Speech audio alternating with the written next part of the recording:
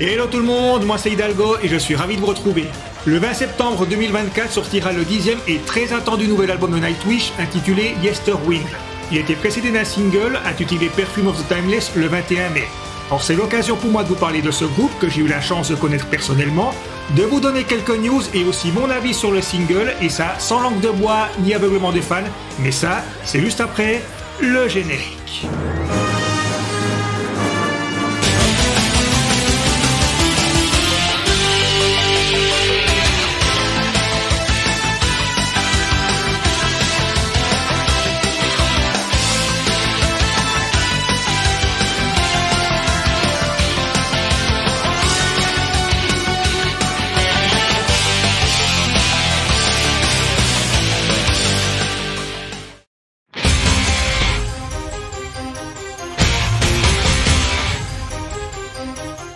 Pour celles et ceux qui ne connaîtraient pas Nightwish, le groupe a été formé en 1996 en Finlande avec à sa tête Tuomas Holopainen qui écrit, compose, produit et joue les claviers sur scène. On qualifie leur musique de métal symphonique, même si selon moi, c'est plus un mélange de power metal et de métal symphonique, avec une touche cinématographique et prog et des textes profonds, interprétés par 3 chanteuses exceptionnelles, même s'il y a débat avec Annette. Mais bon, j'imagine que si vous regardez cette vidéo, vous connaissez déjà le groupe. Nightwish est un de mes groupes, si ce n'est mon groupe préféré. Alors les plus attentifs d'entre vous ont sûrement remarqué que derrière moi, il y a 2 posters du groupe. Alors comme je l'ai dit, j'ai eu la chance de les connaître personnellement et ça va me permettre d'apporter certaines précisions par rapport aux news du groupe. Mais si vous vous en fichez et puis que vous voulez directement avoir donc mon avis par rapport au single ou les news tout simplement et pas mes anecdotes vis-à-vis du groupe, ben vous pouvez sauter ce passage puisque j'ai mis des timecodes. C'est drôle, je m'en doutais.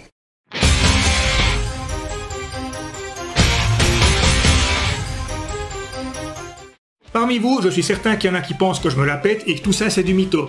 Alors que je me la pète, je vais pas le nier et c'est probablement la première fois sur la chaîne. Mais oui. Par contre, du mytho, alors pas du tout. Vous voulez des preuves? On va déjà commencer avec ceci. Donc ici, 3 pochettes avec donc les autographes du groupe. Mais bon, ça c'est peut-être pas suffisant parce que de nombreux fans l'ont. Par contre, si je vous montre des photos d'époque en plus argentiques, là c'est tout de suite plus parlant. Alors ce sont tous des photos argentiques, alors je vais juste vous en montrer quelques-unes après les autres, j'ai déjà pris la peine de les photographier, donc ceci, pour prouver donc justement que c'est bien des photos que j'ai prises. Donc là vous voyez donc sur votre droite, donc il y a Thomas qui tient un magazine qui s'appelle Night Mag, et puis à côté le même mieux pris en photo, et puis vous voyez que les 2 photos qu'il y a sur la pellicule, eh ben, ce sont les mêmes, c'est des photos que j'ai prises. Sinon, je peux aussi vous montrer donc cette photo. Donc là, je suis avec Taria. Ici, là, c'est moi. Donc, vous voyez, j'avais déjà les cheveux longs. J'avais pas de masque. J'avais non plus pas de barbiche. Et puis surtout pas de rides. Et oui, parce que c'est quand même une photo qui a plus de 20 ans. Et puis, je vais enfin vous montrer quelque chose qui est pas mal. Alors là, c'est pour la pochette donc du live Over the Hills and Far Away. Enfin, un live avec 4 chansons inédites. Alors, si vous regardez à l'intérieur, je sais pas si vous voyez les 2 petites photos là. Puis ici, les argentiques que je tiens. Avec Thomas qui tient Night Mag et puis qui lève aussi le bras avec une bière dans la main. Eh bien oui, ils ont intégré des photos que j'avais prises.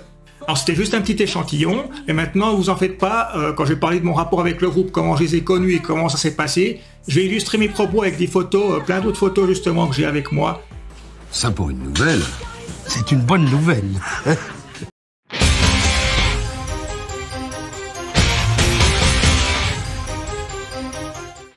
J'ai découvert Nightwish avec Oceanborn qui m'avait mis une méga claque.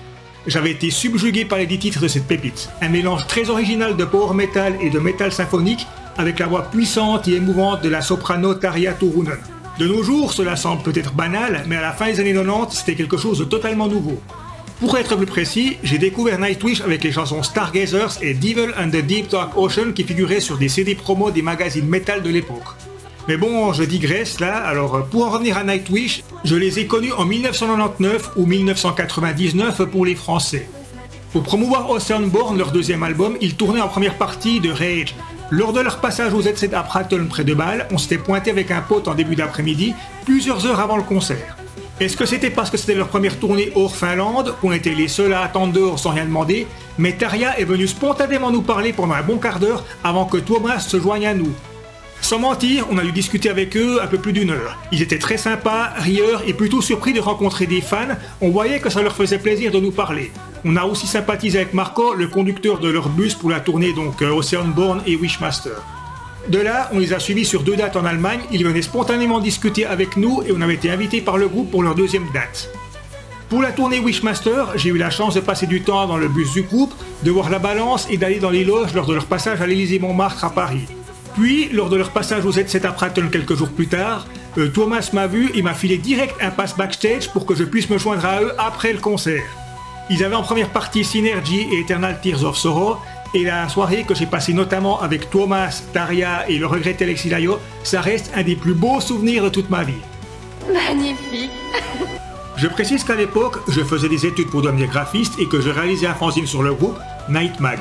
J'ai fait quelques numéros, mais pour des raisons de coût, car dès le 2e numéro, je perdais de l'argent, j'ai passé le relais aux fondateurs de Nightwish France. Ils ont également fait quelques numéros avant de tout mettre sur internet.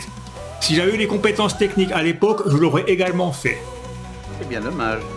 C'est ce fanzine qui m'a permis d'avoir certains privilèges, comme d'être invité au concert, avoir le numéro de téléphone personnel de Thomas, de s'échanger quelques mails ou d'avoir accès à certaines infos via la maison de disques, le manager ou l'ex-copine de Thomas. Alors moi, il m'épate. Ensuite, n'éditant plus Night Mag et le groupe ayant gagné en popularité, cela devenait un peu plus difficile de les rencontrer, mais j'avais un truc. C'est drôle, je m'en doutais. La dernière fois que je les ai vus, c'était pour la tournée Endless Form Most Beautiful. À peine avais-je sorti le chocolat qu'ils m'ont tout de suite reconnu. D'ailleurs, ils m'avaient donné un surnom, c'était le Chocolate Dealer. Oui, je leur donnais du chocolat suisse à chaque fois et ça a marché. Grâce à ça, ils me reconnaissaient. Je suis content pour toi. Je réalise que j'ai oublié de vous dire jusqu'à quel point je connaissais les membres du groupe. Alors celui que je connais le mieux, c'est Thomas. On s'est même échangé quelques mails et téléphones. Ensuite, je connais bien Empu, Tarja et Marco. Pour Sami, Yuka et Annette, je les connais juste un peu. Et enfin, je connais très peu Troy et Flour, et je ne connais pas Kai ni Yuka Koskinen, vu que je n'ai jamais rencontré ces 2 derniers. Tiens, qu'est-ce que c'est que ça? C'est mon ancienne guitare, oui, je sais pas si on l'a, voilà, ici, on a la guitare. Et puis ça, c'était mon ancienne guitare électrique, mais si on regarde ici en haut, qu'est-ce qu'il y a? Oh, qu'est-ce que c'est ça? Mais c'est la signature d'Empu. Eh oui, Empu m'avait signé ma guitare, donc ça c'était pour la tournée Imagineerum, et je me rappelle qu'il avait dit un truc du style « Mais t'es complètement fou, je vais quand même pas signer cette guitare, quoi. Les parties d'Imagineerum sont tellement simples que je pourrais toutes les jouer complètement bourré. » Alors c'est vrai qu'Imagineerum c'est pas le disque le plus compliqué de Nightwish, en tout cas au niveau de la guitare, mais je tenais quand même à ce qu'il me la signe, et puis il l'a volontiers fait, même s'il trouvait que c'était un peu exagéré. Empu au passage, c'est comme le personnage le plus drôle donc, dans le groupe, et puis c'est aussi une vraie pile électrique, voilà pour l'anecdote.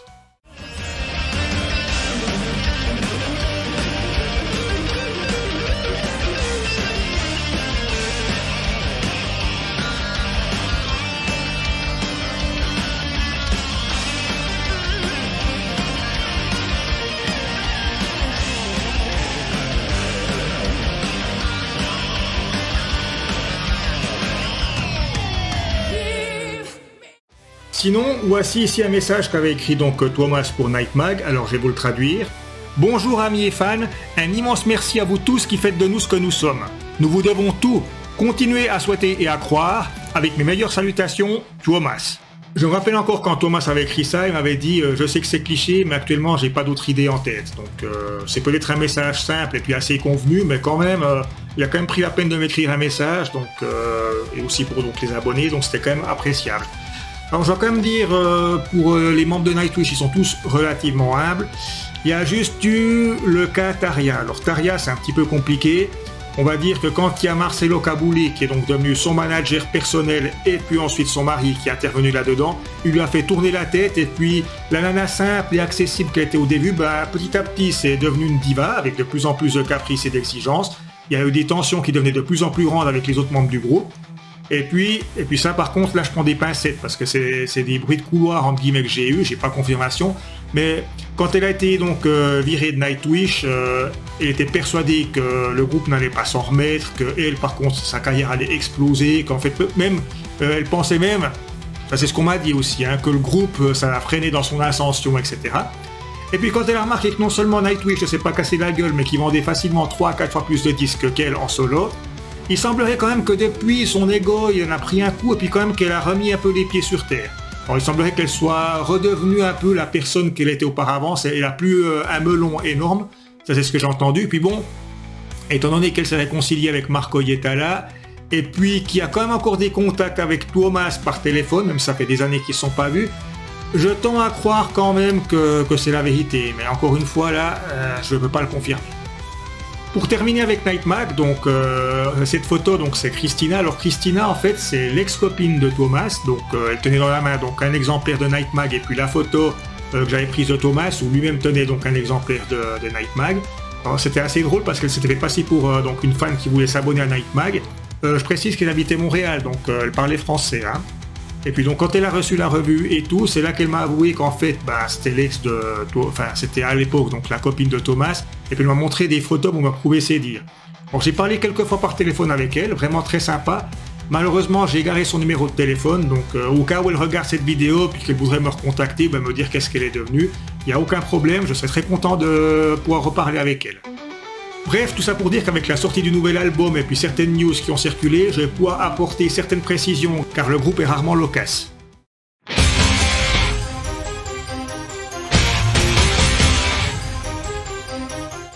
Les infos sur le nouvel album de Nightwish ont commencé à circuler il y a quelques semaines. Donc l'album s'intitulera Yesterwind, il sortira le 20 septembre 2024, c'est le 10e album du groupe et donc il succède à Human to Nature, un disque que j'avais personnellement apprécié, même si c'est pas leur meilleur. Donc Yesterwind, c'est la conclusion d'une trilogie d'albums qui a commencé avec Endless for Most Beautiful, Human to Nature et puis donc Yesterwind. Thomas considère que c'est l'album le plus orienté paroles, estimant que la musique n'a jamais aussi bien collé aux paroles et que certaines paroles aideront même à comprendre certains passages musicaux. Alors le mot Yesterwind, donc c'est un mot qui a été totalement inventé. Alors ce mot, ça décrit, là je lis, Yesterwind, qui est un mot inventé, décrirait le désir d'être à un endroit où on n'est jamais allé à une époque où on n'a pas vécu. Et puis donc cet album parlera donc d'histoire, de science, de souvenirs et d'humanité. Il y a aussi la théorie de l'évolution, enfin quelque chose effectivement qu'on retrouvait déjà dans les deux précédents albums du groupe. Donc quand il dit que c'est une trilogie, disons que quand on regarde les autres thèmes des deux albums précédents, et puis donc aussi par rapport aux singles, on remarque quand même qu'effectivement il y a une continuité avec des thèmes assez semblables. Donc Yesterwind serait plus orienté metal donc, que Human to Nature, et puis c'est un album qui a été intégralement écrit, composé et produit par Thomas. Il lui a demandé 3 ans et demi de travail et puis il s'est impliqué comme jamais auparavant dans la composition, les paroles, la pochette, le livret, les vidéos à venir, le mixage, etc. Il paraît même que le mastering a été fait 7 fois de suite. Donc peut-être qu'on va perdre en spontanéité, mais en tout cas c'est un album qui a été extrêmement réfléchi et extrêmement travaillé. La sortie de l'album est précédée d'un single, donc Perfume of the Timeless, donc un morceau dont je vais parler juste après ces nouvelles. Et puis c'est quand même un choix, on va dire, osé, parce que sortir un single de 8 minutes 30 alors que le refrain commence à 3 minutes 30, c'est vraiment osé, mais c'était un choix vraiment réfléchi et assumé par le groupe. Il paraît que les personnes qui ont écouté l'album en avant-première ont toutes eu un avis très différent. Donc pour certaines, c'est un album qui est très sombre, pour d'autres, c'est un album très positif, un album prog, album très métal, album trop doux, enfin il y a énormément d'avis différents concernant ce nouvel album. Et puis, d'après Thomas, l'album nécessitera plusieurs écoutes car il y a beaucoup de couches différentes à parcourir dans chaque morceau. Et c'est aussi l'album qui serait, soi-disant, le plus axé sur les textes. C'est bon ça! La nouvelle qui a le plus surpris, c'est que justement pour cet album, il n'y aura pas de tournée. Alors Thomas par la suite a déclaré que ça signifiait pas la fin du groupe, ils ont re-signé un contrat avec Nuclear Blast pour plusieurs albums, etc. Ils ont toujours du plaisir à jouer ensemble, mais que pour les 2 à 3 années qui viennent, il n'y aura pas de concert. Alors par la suite, Thomas a déclaré donc c'était lui qui voulait pas forcément tourner, contrairement aux autres membres du groupe. Alors c'est quand même un choix étonnant puisque normalement un groupe il gagne surtout de l'argent maintenant grâce à ses tournées, mais voilà, c'est ce qu'il a dit, c'est un besoin vital pour le groupe. Alors, à ce que je sais, par rapport à certaines petites choses, si on apporte quelques précisions, donc quand Yesterwind a été enregistré, donc le groupe n'avait pas encore de maison de disques. Je sais pas si vous êtes un petit peu au courant, mais normalement quand on signe des contrats avec des maisons de disques, les groupes ont besoin ils ont en quelque sorte une avance. Mais le problème c'est que comme ils ont enregistré cela donc justement sur leur denier, pour pouvoir bénéficier du soutien de Nuclear Blast, il aurait fallu faire certaines concessions qu'ils n'étaient pas forcément prêts à faire. Mais concernant les albums, pas concernant les tournées. Et puis quand on sait que Marco Hietala a quitté le groupe justement parce qu'il y avait des soucis au niveau du management, tout ça, et puis Kewo, donc le manager de Nightwish, a aussi quelques soucis avec la justice actuellement, et qu'en plus avec le Covid, certains techniciens qu'ils avaient, donc techniciens son, lumière, etc., tout ça, et quand il y a eu la pandémie, donc ils ont dû changer d'activité ou alors ils se sont affiliés à d'autres choses, c'était que de remonter une tournée avec tous les chamboulements qu'il y a eu, ça aurait sûrement été trop difficile et surtout ça aurait été très risqué, tout aurait été à la charge de Nightwish. Donc moi je pense que c'est plutôt une combinaison de tout ça qui a fait qu'ils se sont dit pendant 2 ou 3 ans on tourne pas, et puis par la suite on viendra. Et puis l'autre avis que j'ai, puis c'est peut-être aussi par rapport au single que j'ai entendu, c'est peut-être que vu l'album, la tonalité qu'il aura, qu'il est plus orienté texte, qui demande plusieurs écoutes, etc., c'est peut-être pas forcément un album qui passe bien en live. Par exemple, je vais donner un exemple, par exemple Maiden, des fois il y a certaines chansons, donc quand on les écoute sur album, ça passe, mais en live, ça déchire. Et au contraire, il y a des fois certaines musiques qui sont géniales, donc quand on les écoute sur disque, mais une fois qu'on les a en live, bah, c'est plat, ça ne décroche rien. Alors, je ne sais pas si c'est ça, que peut-être les musiques, les chansons donc, du prochain album de Nightwish ne seraient pas adaptées non plus à être jouées sur scène. Ça, par contre, c'est plus peut-être un avis personnel, mais bon, pour éviter d'aller plus loin, maintenant, justement, passer à l'analyse donc du single et puis ce que j'en ai pensé.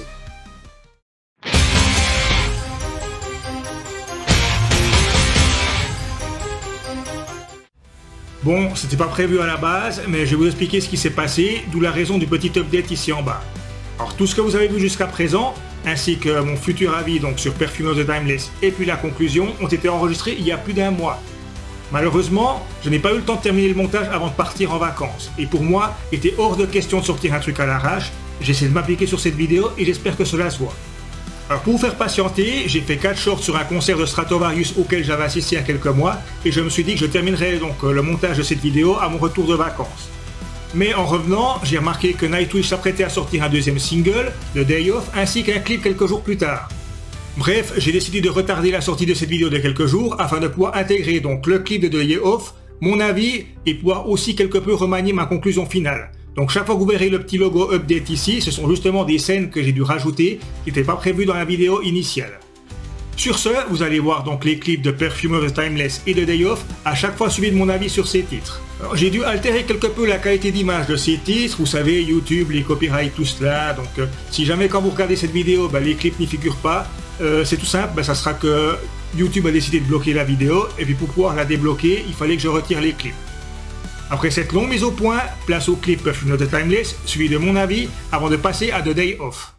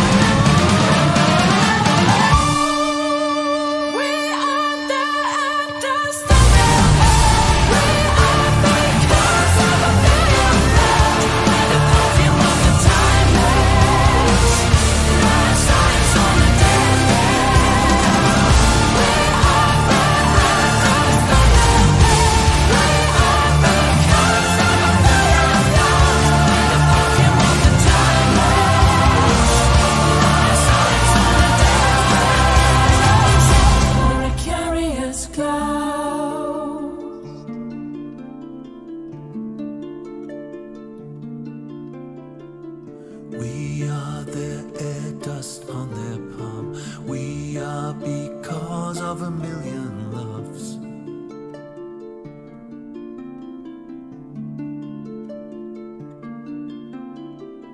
With the perfume of the timeless, last sighs on a deathbed.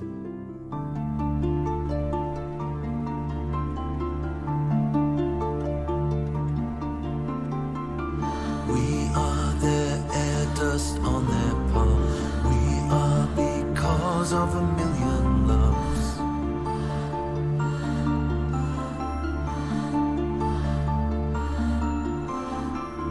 With the perfume of the timeless, last sighs of a million loves.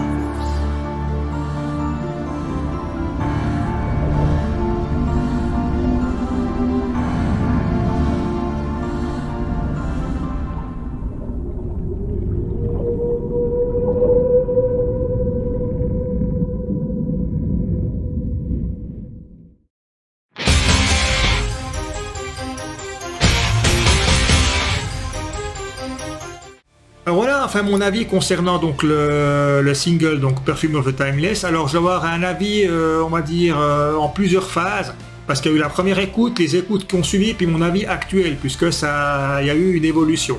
Déjà, comme je l'ai dit auparavant, c'est un choix très osé.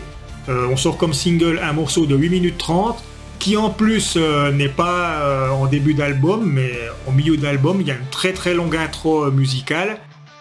Il faut attendre 3 minutes 30 avant que donc, le single retentisse. Et puis, alors, autant le dire tout de suite, sans langue de bois, la première fois que j'ai écouté ce single, ben, je l'ai pas apprécié. Non, j'ai vraiment pas apprécié. Oui, je sais, ça a beau être mon groupe préféré, mais je vais être clair, en tout cas la première écoute que j'ai faite, ça m'a pas plu. Par contre, j'ai senti tout de suite que c'était un album qui était effectivement extrêmement recherché. On sent qu'il y a du travail au niveau de la production, au niveau du clip, etc. Tout. Et puis j'ai quand même senti, comme peut-être le disait Thomas, même que ça je l'ai appris après, je me suis dit quand j'ai écouté ça c'est un morceau qui va demander plusieurs écoutes. Déjà il y a cette intro qui est beaucoup trop longue, c'est mon avis personnel, hein, je vous donne par rapport aux premières écoutes. Elle est passée où Troy? On entend un peu de cornemuse au début, un petit peu de chant par la suite, mais c'est tout. Là, je pense que c'est vraiment le morceau pépère pour lui, il n'a pas dû se fouler énormément. Ensuite, le morceau reste quand même assez mou du genou, j'ai trouvé. Bon, il y a quand même le passage énervé à la guitare, bien lourd, bien métal. Et puis aussi, ce qui s'est passé, mais c'est le mixage.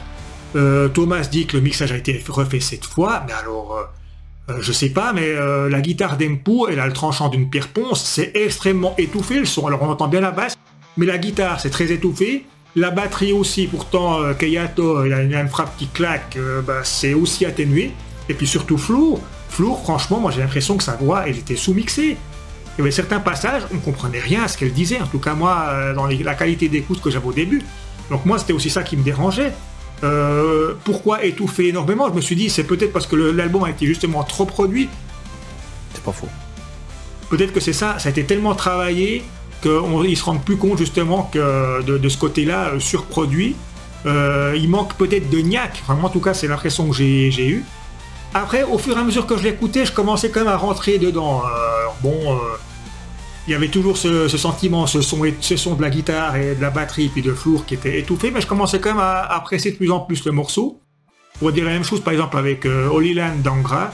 Au début, la première fois que j'avais écouté, j'avais pas du tout croché, mais à force de l'écouter plusieurs fois, finalement, Holy Land d'Angra, j'ai adoré cet album, si vous connaissez.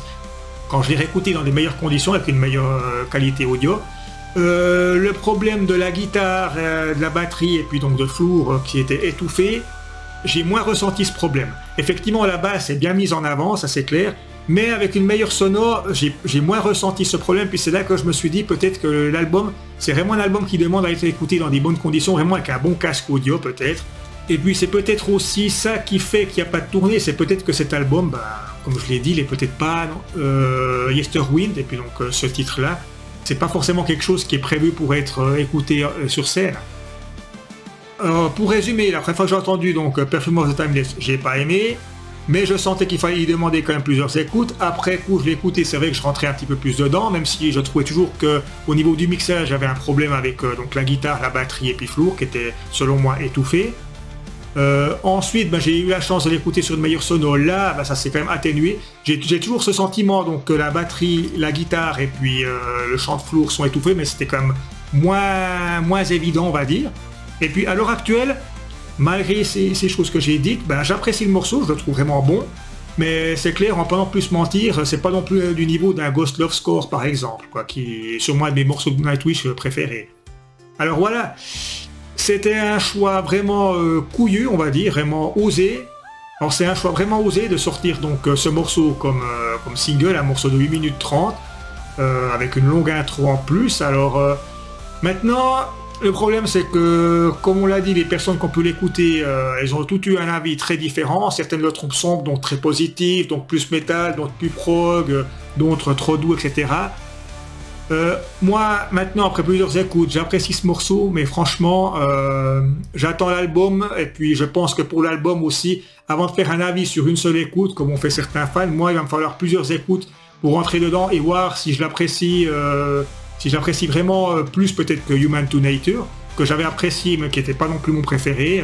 Il y a quand même plusieurs albums que j'ai préférés à Human to Nature. Donc, on verra, quoi.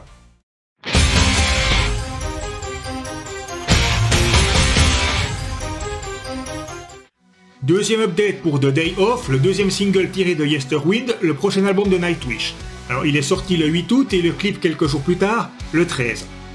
Un titre très différent de Perfume of the Timeless puisqu'il ne dure que 4 minutes 35. Alors au dire du groupe avant sa sortie, The Day Off est un titre très catchy aux sonorités années 80. Alors pour le clip, je l'ai aussi mis en version altérée, mais par contre j'ai rajouté les paroles, car il paraît que les paroles de The Day Off sont assez controversées. Sur ce, place au clip, je vous donne mon avis sur The Day Off juste après.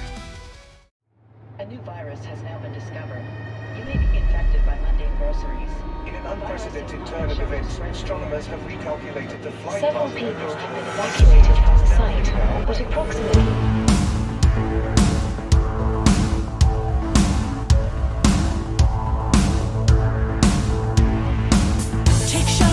Skies are humming, Armageddon second coming, War of the Worlds, the end of history. Take shelter, floods are rising, the wrath of thunder is drumming, end of days for mankind and for your kin. To those empty moments, fear more, in this grave new world of 84, fast that last breath, AI to kill us all. Horse waste, covering London, Martians among us, Y2K, horde all aboard, the end is near.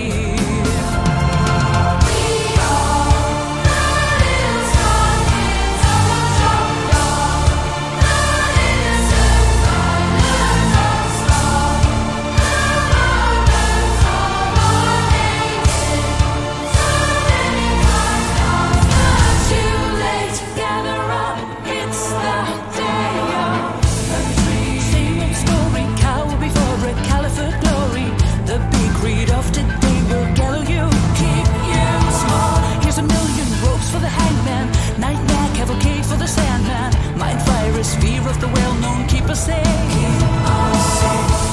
Too many for more, the crops will burn, so why bother? A new street send you back into your cave. Stay away, cover up, fear the words, feeding humanity. Hide the unshot guns and the crippled dances.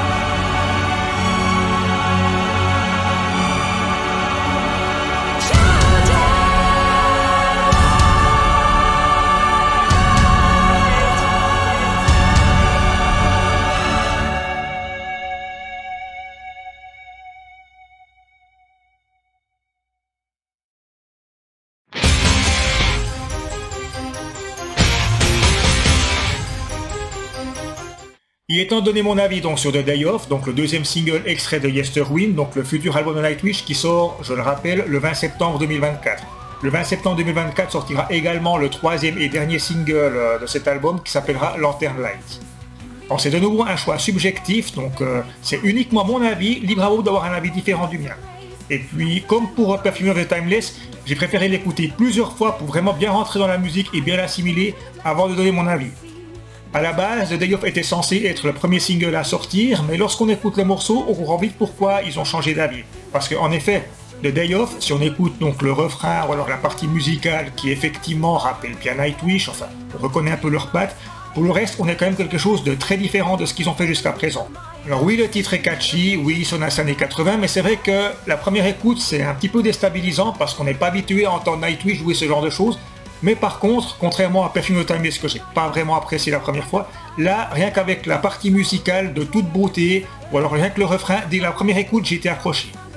Au niveau de la production, par contre, je ne sais pas si c'est parce que c'est un morceau plus simple et plus single que Perfume of the Timeless, mais au niveau de la production, je l'ai trouvé bien meilleur. On entend bien la guitare de Empu, et puis également donc la batterie de Kai, que je trouvais qu'il claquait pas assez, donc là, c'est un problème que j'ai beaucoup moins ressenti, en tout cas sur ce morceau. Par contre, Troy est de nouveau aux abonnés absents, donc c'est quand même étonnant parce que, bon, entre-temps, j'ai appris quand même qu'il sera bien présent sur le list, sur les 12 titres donc, de Yesterwind. Mais par contre, autant sur Perfume of the Timeless, on l'entendait à peine, un petit peu de cornemuse, un petit peu de chant et c'est tout. Là, on l'entend absolument pas. Par contre, il y a une chose que j'ai oublié de préciser pour Perfume of the Timeless, c'est que les deux clips, donc Perfume of the Timeless et puis The Day Off, les deux clips sont de toute beauté, ils sont vraiment magnifiques. D'ailleurs, entre-temps, Perfume of the Timeless a reçu un prix donc, pour son clip. C'est quand même deux clips un petit peu atypiques parce qu'on a plus l'impression de suivre une sorte de court-métrage en musique, on pourrait en quelque sorte dire. Alors oui, on voit les membres du groupe, mais c'est pas comme traditionnellement où la majeure partie du temps on les voit jouer et puis il y a une petite histoire par derrière. Alors à propos des paroles, donc soi-disant très controversées de The Day Off, alors comme vous l'avez vu sur le clip, donc je vous ai mis les sous-titres en dessous pour pouvoir donc découvrir les paroles en même temps que vous écoutiez la chanson. Donc c'est vrai que quand on compare à Perfume of the Timeless, qui étaient des paroles plutôt positives, sur la chance qu'on avait d'être sur Terre, toutes les générations qu'il y a eu avant nous, la chance qu'on a eu de naître au monde, que si un de nos ancêtres avait fait un choix un petit peu différent, ben on ne serait pas là, etc. The Day Off, c'est quand même plutôt pessimiste. Je vous ai fait donc une page Photoshop avec donc toutes les paroles de la chanson de Day Off en anglais et puis en français. Donc la traduction en français a été faite par Nightwish France, mais c'est moi qui fais la page Photoshop où vous pouvez retrouver donc toutes les paroles. Et puis n'hésitez pas à faire pause si vous avez besoin d'un peu plus de temps pour pouvoir tout lire. Et donc cette chanson, ça parle de toutes les formes possibles donc d'extinction de l'humanité, que ce soit réel ou alors que ce soit uniquement des peurs un petit peu de manière un peu plus irrationnelle. Donc ne serait-ce que pour les choses concrètes, on peut parler de la surpopulation, éventuellement le changement climatique, les virus, à d'autres choses plus farfelues peut-être, comme par exemple les aliens. Quant au refrain, donc interprété par un chœur d'enfant, derrière ce constat, donc en fait, il reproche aux adultes de leur laisser une terre dans ces conditions. Et puis bon, aussi tous ces soi-disant prédicateurs ou chefs religieux, combien de fois on a entendu que c'était la fin du monde, donc le passage à l'an 2000, si vous vous rappelez, il y avait notamment Paco Rabanne qui avait dit que la station Mir allait s'écraser sur Paris, provoquer un embrasement géant, puis que ça allait brûler la moitié de la France. Il y a aussi eu le calendrier Maya, si vous vous rappelez, le film 1984, d'ailleurs dans le clip on retrouve quand même un côté, en tout cas le début du clip qui rappelle assez 1984, éventuellement une colère divine, les aliens aussi qui pourraient débarquer, enfin tous ces genres de choses, des choses peut-être rationnelles ou plus farfelues justement. Alors même si je suis bien dans ma peau, je fais pas de dépression et puis je ne prends aucune substance pour plus altérer mon jugement, donc je reste convaincu qu'un jour ou l'autre l'humanité va s'éteindre. Alors peut-être pas avec les discours qu'on a entendus jusqu'à maintenant, ou bien dont parle la chanson, mais juste avec donc quelque chose de beaucoup plus factuel. D'ici 1 milliard d'années, la vie ne sera plus possible sur Terre, puisque le Soleil va grossir, ça va devenir une géante rouge. Et puis d'ici environ 1 milliard d'années, la situation de la Terre ressemblera un petit peu à Vénus, donc ce sera une véritable étuve, donc ce sera impossible à la vie. Et puis même, comme le Soleil va continuer de grossir, on ne sait pas encore, mais certains estiment même peut-être que la Terre n'existera carrément plus, elle sera absorbée par le Soleil. Et pour en revenir à quelque chose de plus concret et de plus actuel, vous savez que la planète Terre, en l'espace d'une année, elle peut produire un ensemble de ressources naturelles et puis aussi absorber des déchets, donc notamment le dioxyde de carbone. Alors ça, c'est une année.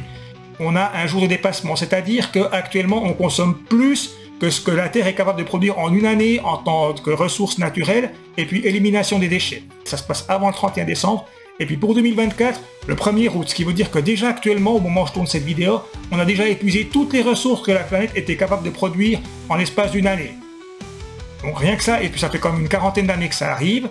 Donc en plus de ça, la population elle augmente, on détruit encore des forêts pour manger du bœuf, alors que le bœuf, ça produit du méthane, ça augmente aussi donc l'effet de serre. Et puis bon, il faut aussi quand même reconnaître que l'homme est assez égoïste, parce que pour son petit confort, il est rare qu'il accepte de sacrifier pour les autres. Il y a qu'à voir ce qui s'est passé pour la pandémie. Les gens couraient au magasin, il y avait des caddies remplis avec par exemple 10 kilos de barbac. Finalement, ils avaient le temps d'en manger qu'un. Les 9 autres kilos, ils pourrissaient. Mais voilà, il fallait absolument voir tout ça. Enfin, je vais m'arrêter là. J'ai déjà beaucoup digressé. Il est temps de reparler de la chanson de Day Off de Nightwish. Donc pour moi, paroles controversées, pas forcément controversées. Par exemple, si on prend Angel of Death de Slayer, est beaucoup plus controversée selon moi. Et puis même, si on regarde du côté de Nightwish, c'est vraiment une chanson qui était controversée, en tout cas de mon point de vue. C'était Bye Bye Beautiful, qui était vraiment une chanson à charge de Tarja. Tarja qui avait répliqué d'ailleurs avec la chanson Inoth, qui était plutôt une chanson à charge contre Thomas. Mais bon, voilà, pour conclure avec The Day Off, donc c'est vraiment une chanson que j'aime également beaucoup. J'aime beaucoup Perfume of Timeless, j'aime beaucoup The Time Off. Maintenant, je n'ai qu'une hâte, c'est justement de découvrir Yesterwind, donc le 20 septembre.